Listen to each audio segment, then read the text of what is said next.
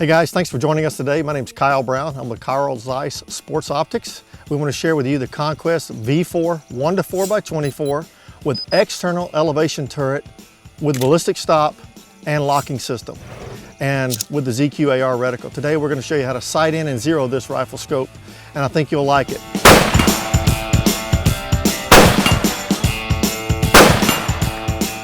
If you like what you just saw downrange, you got to prepare at the range.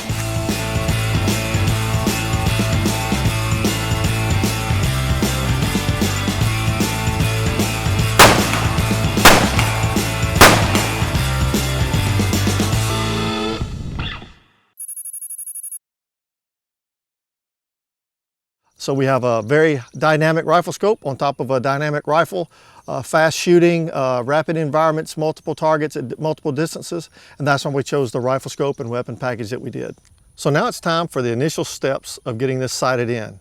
Keep in mind, because it's a 1-4, every click equals half-minute click value. And we'll go ahead and zoom in to maximum magnification.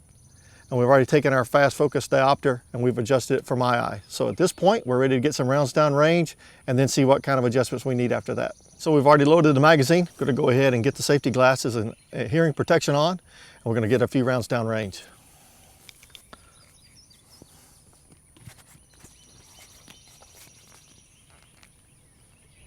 I'm going to aim at the lower orange bullseye target.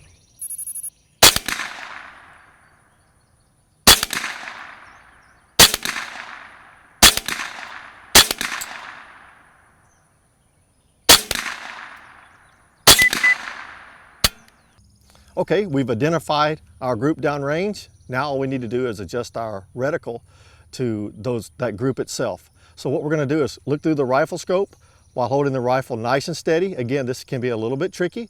Sometimes it's helpful if you have someone adjust the turrets for you while you're holding the rifle. But you want to go back to the original point of aim carefully, keep it aimed steady, and make your adjustments on this scope, elevation and windage, to intersect the reticle dead center of the original group. That'll save you a lot of time, energy, and frustration, and a lot of ammo. Unlock the turret, going to the original point of aim, adjusting the click value on elevation, and now we're adjusting the click value of windage. I made the initial adjustments. Let's see what it does on paper. Let's get the safety glasses on, ear protection, load up the magazine, and with Lady Luck on our side, we should be close to our aiming point. Lowest orange bull downrange.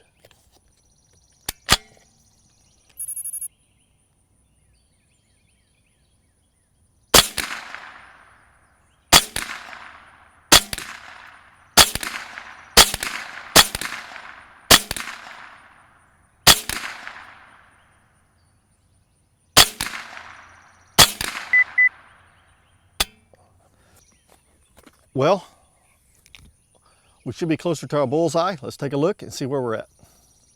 Well, I'm looking through the little 1-4 power, and on 4 power, it looks like our group is right where it's supposed to be. That's an indication that the turrets track true and are accurate. And so our next step now, if we're satisfied that we're at bullseye, our next step is to index this turret to 0 and set the ballistic stop. So on the windage, all we want to do is pull out to let it rotate freely and let it index back to its 0 marking. Because that was so simple, we got that out of the way. I'm going to go ahead and put the cap back on it. Now we're going to go to the elevation turret. Now this is where I would encourage you to be patient, keep your work environment clean, and if the wind is blowing or if you're out in the field environment that it's not easy to set, I would go ahead and lock this down right where it's at, and I would set your ballistic stop in an environment that's more conducive to mechanical, instead of out in where it's high winds or starting to rain on you. So again, you want to keep your work environment manageable and clean, because you're about to engage in the mechanics of the elevation turret. Okay, so if you notice, in our unlocked position, we were at 15.5 minutes. But that's not going to help us. Even though we've got a nice 0 at where we want to be, we've got to find a way to get to our index to 0. We got to bring our 15.5 back around to 0. How are we going to do that and set the stop as well? That's what we're going to do right now. First things first is we'll take the wrench that came with the rifle scope. We'll insert it into the top elevation turret top screw, and we're going to go ahead and loosen that. Once we loosen that, we'll keep in mind this is already pushed down, so it's in the lock position. We're going to go ahead and loosen this, turning it counterclockwise until it's completely loose, and we can remove it. We're going to set it down on a clean surface, take our wrench, set it down on a clean surface. We're going to now lift up on our turret without making any clicks. Notice how we just did that. Now at this point, you could set this turret aside, this turret cap aside.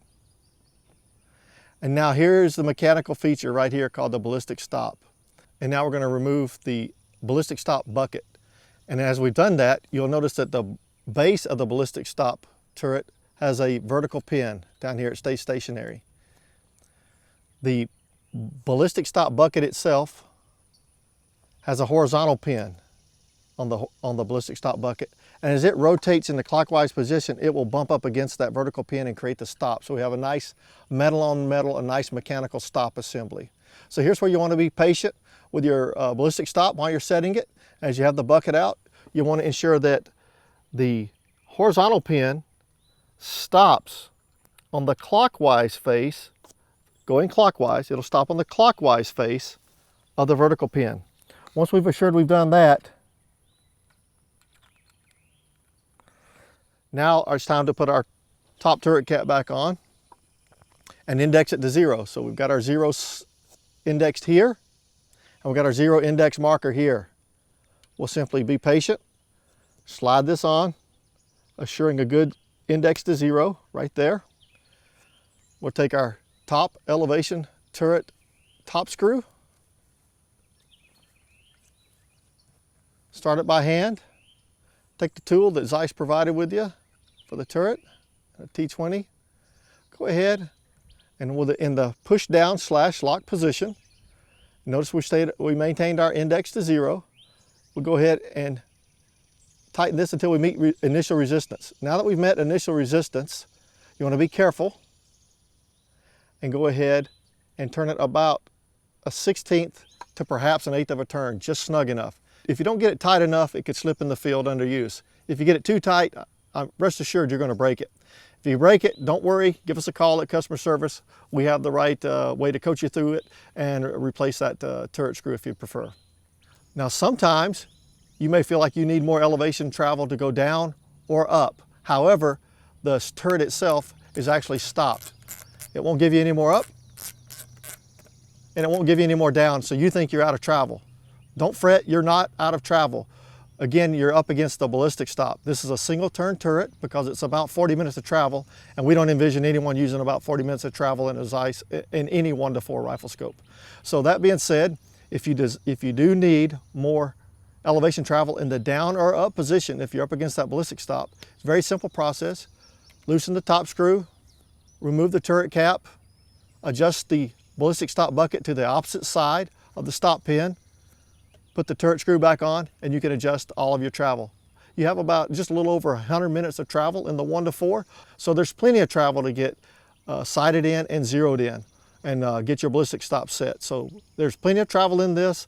If you're running into trouble with this, also feel free to look on our Zeiss Conquest V4 owner's manuals where we cover this extensively. This rifle scope is now ready to go and ready for the field.